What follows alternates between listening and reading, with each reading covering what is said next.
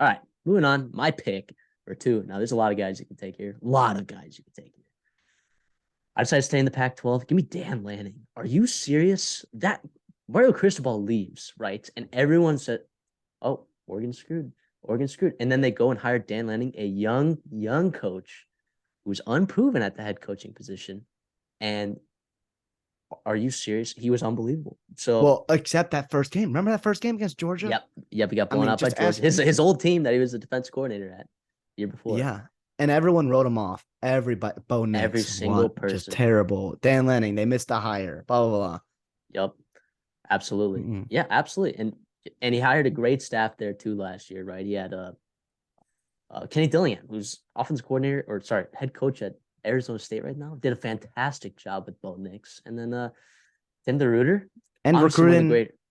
Recruiting Tim DeRuyter, one Dante of the Moore, defensive minds. Now he left to another one of the guys in this list, Steams, that we'll talk about eventually. But so Mario Cristobal, right? He left from Miami. Before he left Oregon, they were 9-4, 12-2, 4-3, 10-3. Right, a successful program. Okay, recruiting rankings, they were 8th in the country in 2019, 14th in the country in 2020, 7th in 2021. So good recruiting class before Dan Lanning got there. Now they dropped off a tick to 16th in the country, but they got good players in that. Those 16 players are good players. So I am not worried about that at all. Dan Lanning, he's kind of been everywhere. He's a college football guy, right? He's young, but he was a graduate assistant in Alabama in 2015. That's how young he is. He just hired Tosh Lupoi, which is, by the way, another reason why I'm so high on Dan Lanning is that he can get these guys. He can get these high-caliber guys, right? Tosh Lupoi was a defensive analyst on that 2015 team. It was the defensive coordinator for a national championship team for Alabama. So, and now Tosh Lupoi is working for Dan Lanning. Isn't that crazy? That's how fast it took Dan Lanning to get up that's what on the ladders. We love about college football. You know, you blink 5 years later, your student analyst is now your boss. Yep. Now the only issue that I have is that, they lost Kenny Dillingham this past year to Arizona State.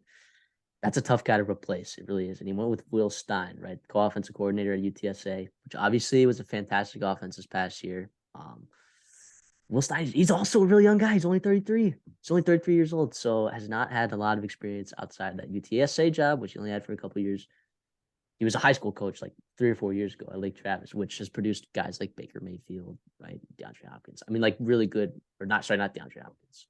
Holy blanking. There's some good NFL talent that went to Lake Travis, right there in Austin. So I'm incredibly high on Dan Lanning. Their over-under win total last year was 8.5. They smashed that. They went 10-3, 7-2, which was 4th in the Pac-12. I don't care. Bo Nix looked fantastic. Offensively, efficiently, they were 16th in the country. Defensive efficiency, they were 71st. Okay, but now they got Tosh Lupoi in there.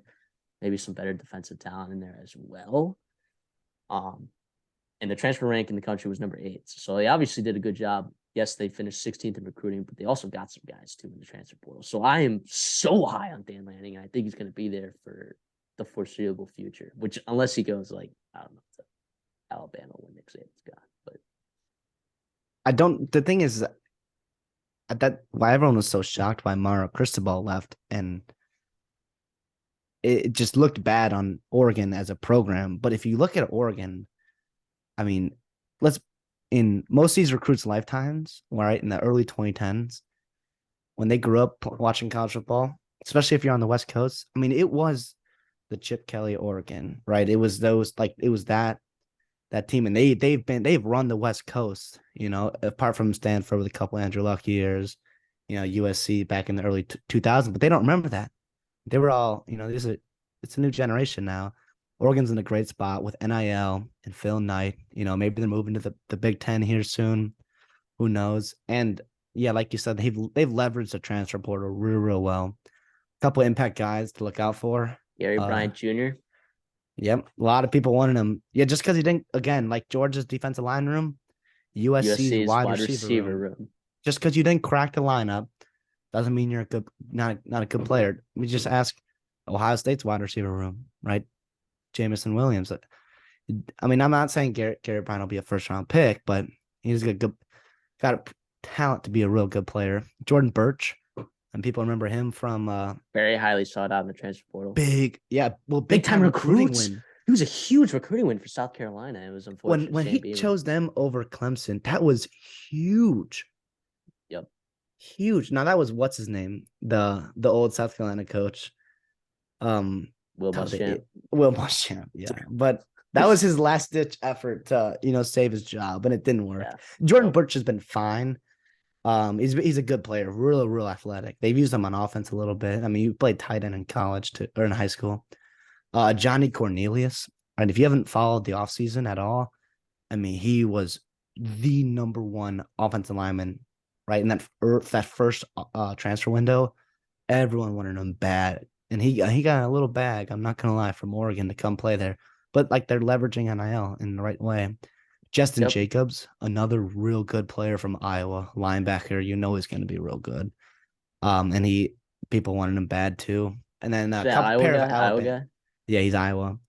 A pair of Alabama skill position players, and Kyrie Jackson was started in and out of the starting lineup for Alabama the past 2 years at corner, and then Trayshawn Holden, the wide receiver, who I don't know if I love, but it's not to have SEC experience, it's never a bad thing. Going to help Bo Nix a little bit. He's a bigger body guy. Yep, absolutely. So great team overall. Dan Lanning's doing a fantastic job.